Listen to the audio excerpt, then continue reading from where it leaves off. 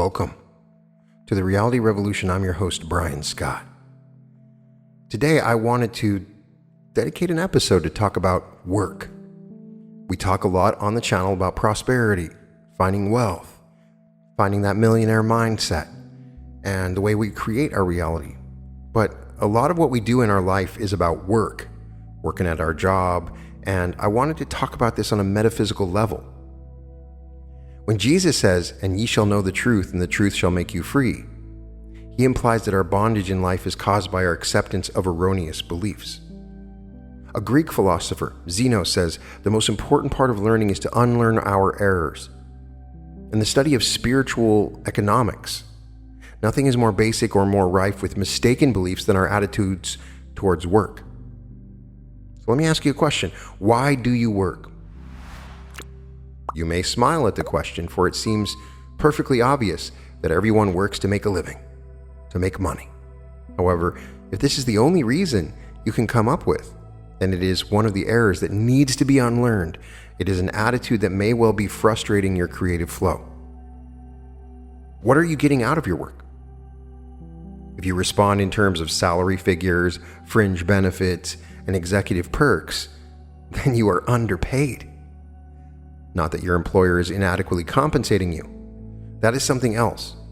What I'm referring to is that by the evidence of your narrowness of vision, you are shortchanging yourself. Your prosperity will always be a reflection of your consciousness, the degree to which your thoughts are centered in the divine flow. You spend most of your life engaged in some kind of gainful employment. Thus, if your attitudes about work in general and your job in particular are not right, then truly you are working against yourself.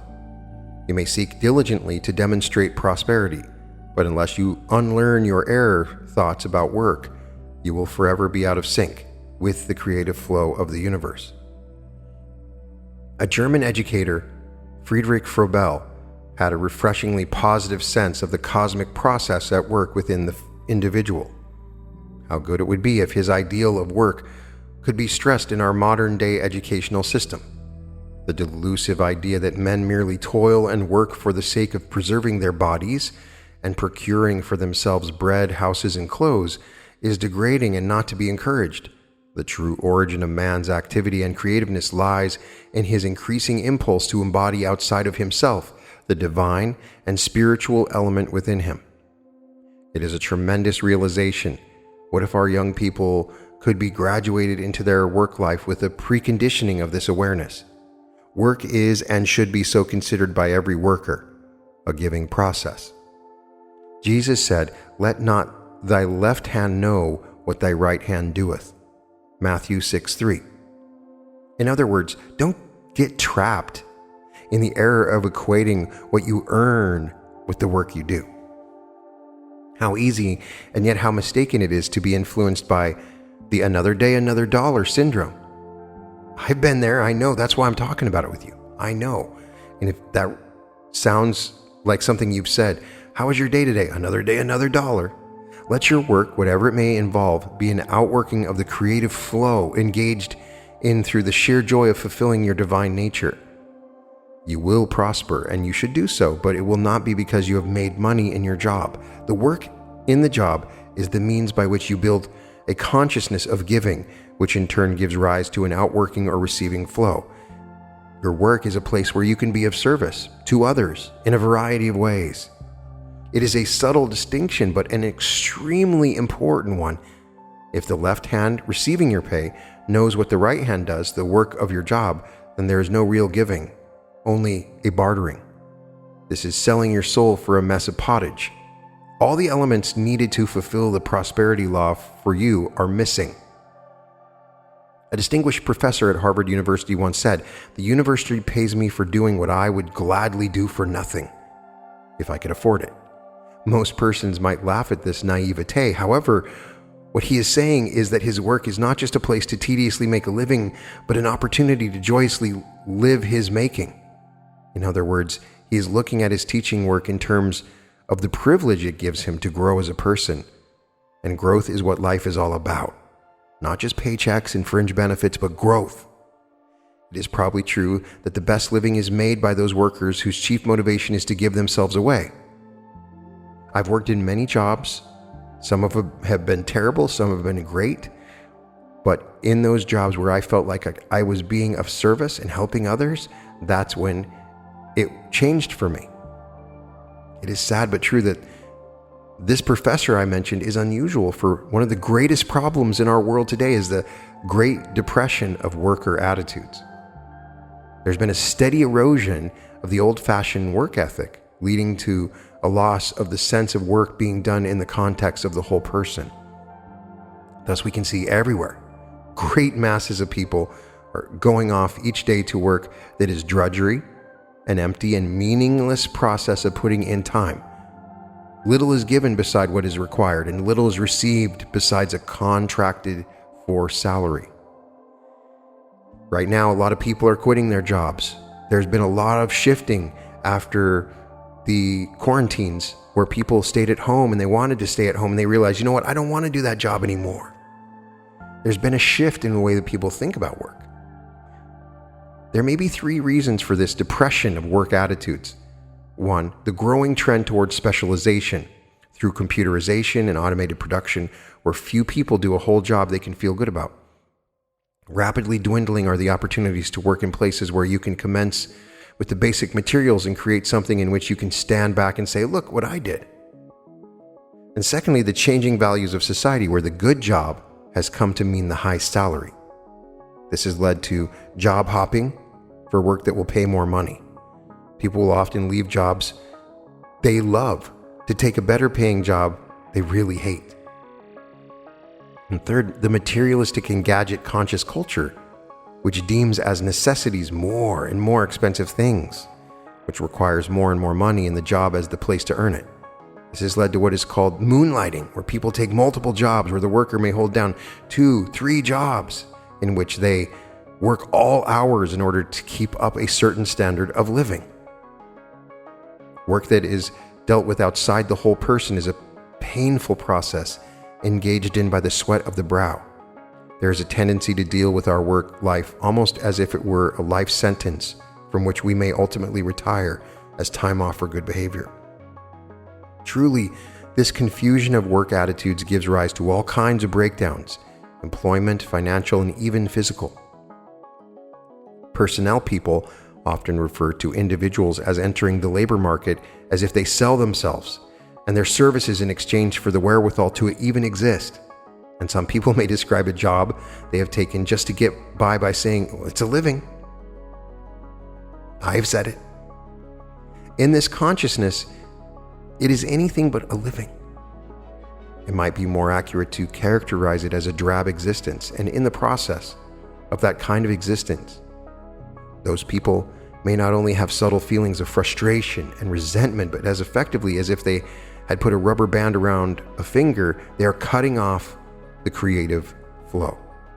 There's simply no way in which people can change their lives from indigence to affluence until they alter some of their underlying thoughts, feelings towards work. A sad spectacle that is seen all too frequently is when workers work for a paycheck for which they have done as little as they can get by with. They are creating all kinds of hidden frustrations for which they will have to pay the price because there's a spiritual law involved. They may think they can get away with a slipshod work, fudging on their timesheet, calling in sick to get a day off, and they may well get away with it, but they can never get away from it. The motivations that directed them to do these things is from a level of consciousness. Ultimately, they have to pay the piper, for it is inexorable law.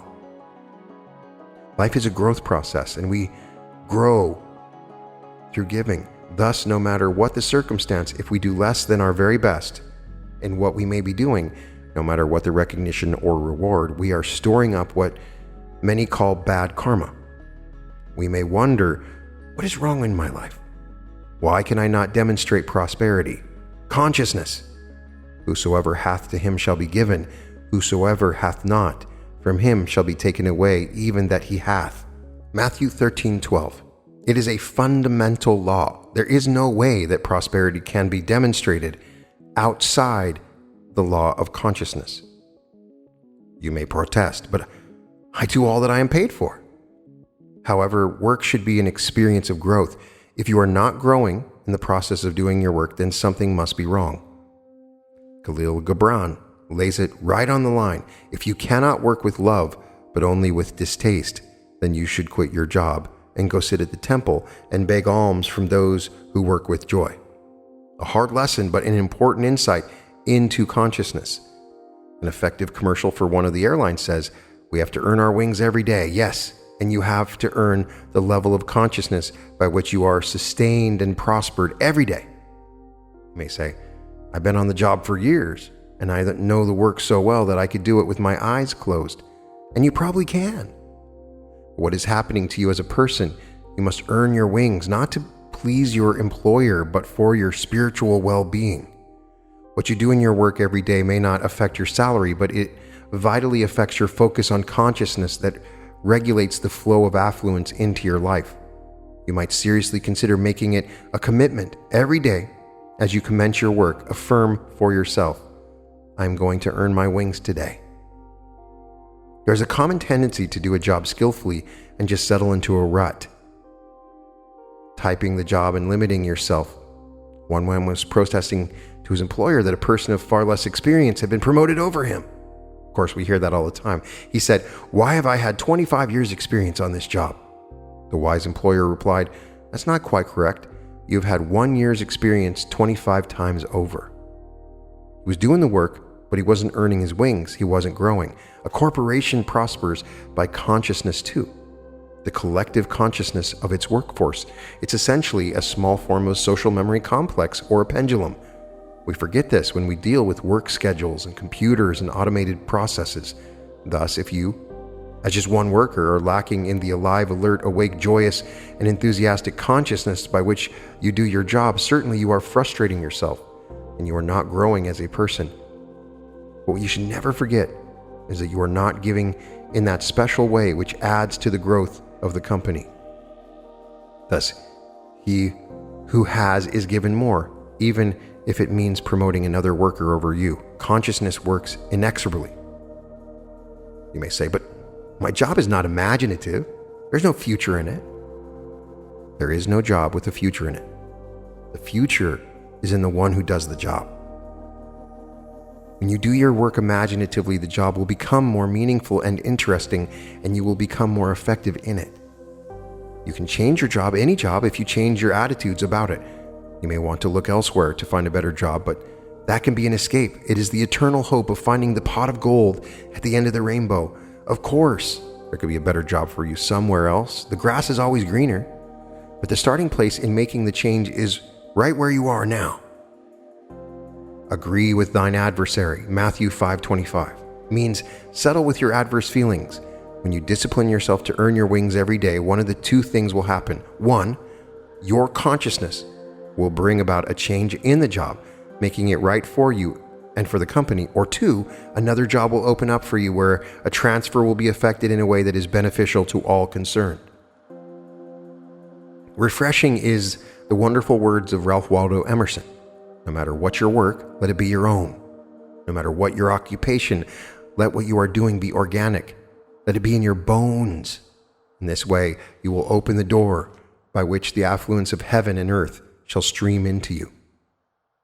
It is a beautiful insight dealing with prosperity as a divine flow from within. When you work in the right consciousness, when your work becomes organically a part of your whole self, and when you do your work out of that commitment, no matter what other people do, no matter what the compensation may be, doing it for the health of your own soul, then you open the door by which the affluence of the universe flows forth into your life. It is a beautiful realization. But how quickly you forget going to the office, reading the morning paper over your cup of coffee, and then plunging into a meaningless job which offers little more than various levels of boredom through the day. And if this is the attitude, then it follows as night follows day that there will be a problem of financial stringency in your life. It will do little good to run frantically to a truth teacher asking for prosperity prayers, or to run to a meditation and do affirmations. God can do no more for you than God can do through you. As the Quakers say, when you pray, move your feet. In this case, move your hands. Begin to do what you do in the awareness that you are working with God for the releasing of your own inner splendor, no matter how irrelevant or ridiculous it is. If it's just cutting grass, that's fine, whatever it is. And when you earn your wings in consciousness, the affluence of heaven and earth will stream into you. In his classic work, The Prophet, Khalil Gibran says, when you work, you fulfill a part of Earth's furthest dream, assigned to you when the dream was born. And in keeping yourself with laborer, you are in truth loving life. And to love life through labor is to be intimate with life's inmost secret. Life's inmost secret is the divine pattern in you, which you can only really know when you're giving yourself in service. You can work for money and prestige and climb to the pinnacle of success and still not know yourself, thus seeking other avenues of escape such as alcohol and various kinds of addiction. All this is because your work does not satisfy you, and the reason it doesn't satisfy you is that you are not satisfied with or fulfilled in yourself. However, when you are intimate with life's secret, your work becomes your calling. The word vocation comes from the Latin meaning I call. Begin to think of your work as a calling. The creative process is calling, singing its song in you and as you. However, it is not your song, but the will of Him who has sent you. So the work becomes easy and fulfilling, and you become prosperous and successful in it. There's no pressure, for the affluence of heaven and earth streams into you.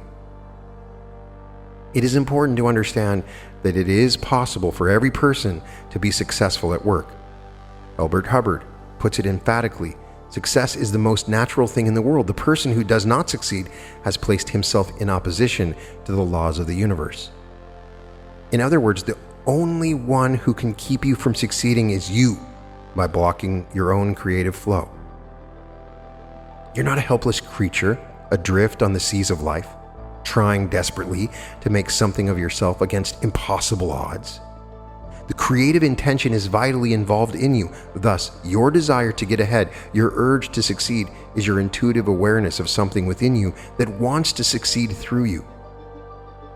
There is another side of this relentless drive for success. We can call it the success syndrome. It is a factor that is at once the key to success and the reason for much failure.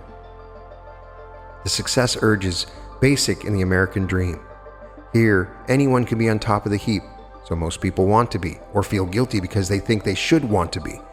People holding the same job assignment for years may be asked, "Are you still on that job?" The implication is, why haven't you progressed? Actually, they're happy and fulfilled in what to them is perfectly stimulating work. Progression is not measured alone by the title on the office door. More important is what people have done with themselves.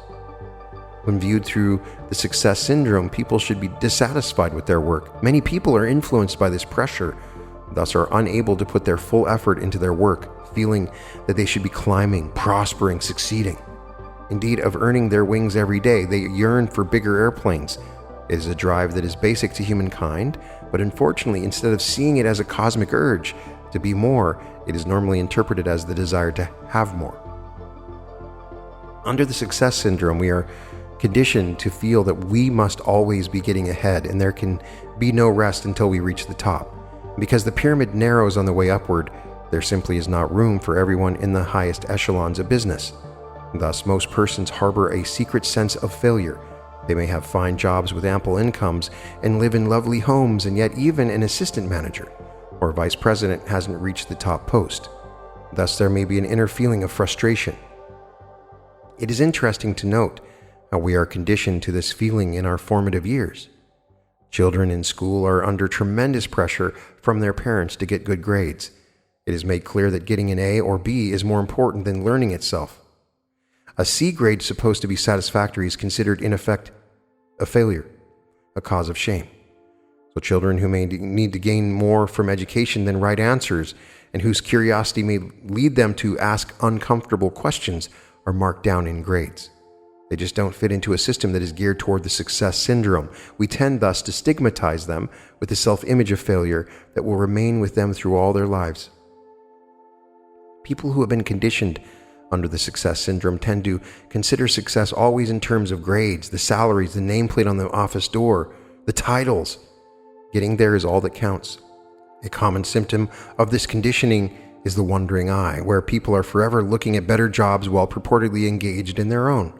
They jump from job to job in their attempt to achieve the top. However, even if they arrive at the high levels of business, they may seem so overemphasized the goal of getting there that their inner growth, the organic flow, may not have been cultivated. In other words, they succeed in getting there, but they are not really convinced of their right to be there. And when we set such a high premium upon getting there and on the high standard of living that defines the field in which there exists, little wonder so many persons become almost paranoid in the desire to protect it. The standard of living becomes more important than any standard for living, and the end of reaching the top and staying there may justify any means indeed, at the expense of the ethical, the moral, or even the legal. In recent years, this drive for the success of getting there has given rise to courses in success motivation and self-image psychology and many others, offering surefire techniques for achieving the top. All of them contain some helpful insights. I have gone over many of them on the podcast, but when dealt with in that narrow focus of getting there at any cost, they may be dangerously self-deluding. Michael Korda, in his book Success, says that a high level of Machiavellian behavior is a necessary ingredient for success. In other words, you must be devious if you want to succeed. Robert Ringer gives much the same message in his best-selling book, Looking Out for Number One and Winning Through Intimidation. Books of this type have found an eager market among people who are lost in the world of materialism and are choosing service to self, mercilessly driven by the success syndrome. Success is not getting there. It is earning the right in consciousness to be there. Two persons may arrive at successful positions at the top of their field. One has clawed his or her way up and continues to fearfully hold on for dear life because within, he or she is not sure of belonging there. The other is there because he or she has earned his or her wings every day. By appearances, you cannot really know the difference. Perhaps we need a new model of success where the good life refers more to values than to valuables. We might do well to reconsider the kind of idealism expressed on a tombstone in Boston Commons. Here lies the body of Andrew Murray, who cobbled shoes to the glory of God for 40 years.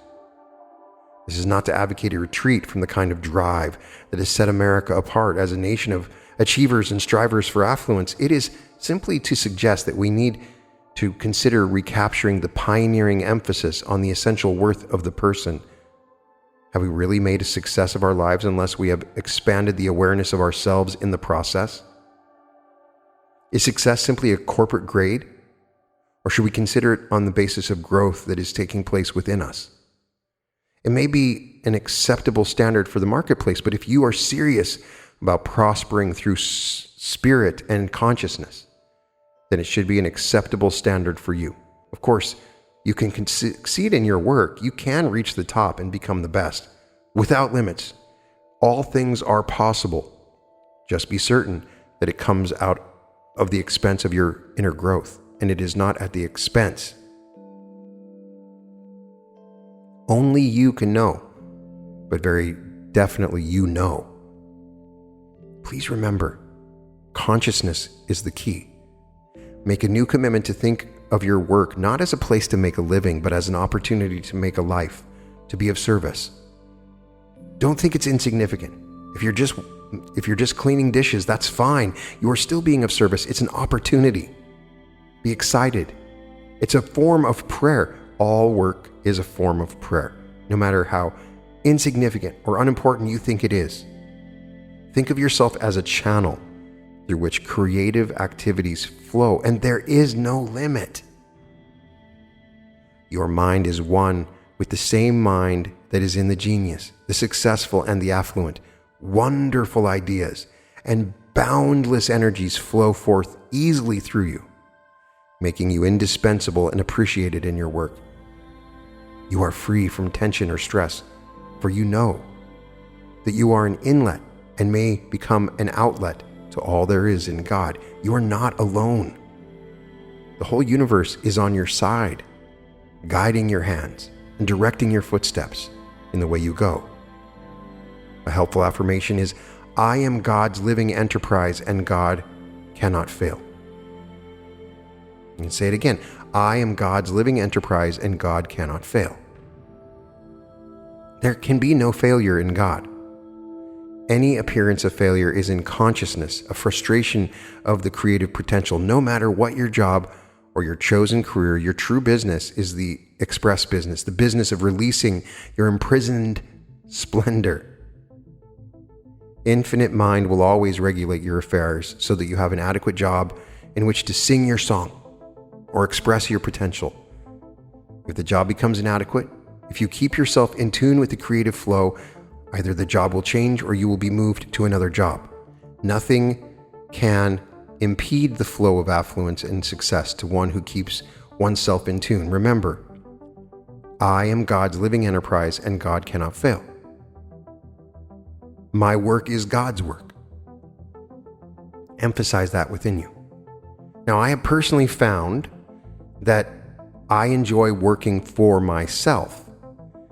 I enjoy the freedom to do what I want when I want. And as we have discussed, prosperity is the freedom to do what you want when you want. I'm not saying that having a job is a terrible thing, because I have a job, but I'm self-employed. I still am considering it a job, but I have more freedom in choosing what I want to do, and then I'm more flexible in changing what I do on a regular basis. And you can be self-employed. It's not hard. You can do it. I promise you, it's not as hard as you think it is. You don't require a large amount of money. There are millions of ways that you can start a business. It can be small. There are a lot of different avenues. But even if you're in a job, don't think of that as your only job. Continue to be open to opportunities that come your way. There are so many wonderful things where you can make passive income and do different things if you're of service. So if you're in that job, continue to think on an expansive level of your own prosperity, and other opportunities will come to you. Multiple sources of income are one of the keys to your freedom, and that is why I highly suggest considering yourself self-employed, even if you are in a job right now. Somebody asks you, I'm self-employed. Yeah, I have this job over here, but I'm self-employed. And as you continue to confirm this, then you will be open to other opportunities and things that come to you. But if you say, I am this job is me, and that's what I do, then you are limiting the opportunities that are available to you. Open your consciousness to what is possible. Allow it to find the things that you need in prosperity. Find the freedom that you want. Your whole life is your work, and your work is not about the money. So I hope this helps you to deal with the idea of having to work. Because I've been in that experience where you wake up, gotta go to work. And boy, I dread waking up. And I dread driving to work. And I've had long commutes where it was horrible. Driving from Orange County to LA. Hours at a time just to get to job. And hours home, right? I know there are people out here that are listening to my podcast because they have a long commute. And they are listening to me right now on a long commute from or to work. And I feel you. While you're in your job, treat it more than a job. Learn to be of service. Change the way you look at it. Other opportunities will come to you, but remember, that is not who you are. You are self-employed. You can find all episodes of The Reality Revolution at therealityrevolution.com. Now available at newearth.art. Powerful fourth density technologies. Art magic. Sigils. Images designed to magnetize and broadcast specific energies and intentions. You can access these images to help you find true prosperity, large sums of money, true love, radiant health and spiritual enlightenment with unique portals into the new earth. These images are available for you. You can acquire prints of any image. You can acquire magnets, mugs, iPhone cases, t-shirts, hoodies, greeting cards, coasters, and several different gallery wraps and styles of canvas. You can also get these images in a variety of different sizes and dimensions. You can purchase these in a variety of different ways, and they are here to enable you to transform your life. You can go to wall previews and look at these images, and you can check them out with different dimensions. In many cases, you can get images up to 72 inches for any of these images. They are designed as unique technologies for you to look into, infused with magical light at www.newearth.art. Welcome to the Reality Revolution.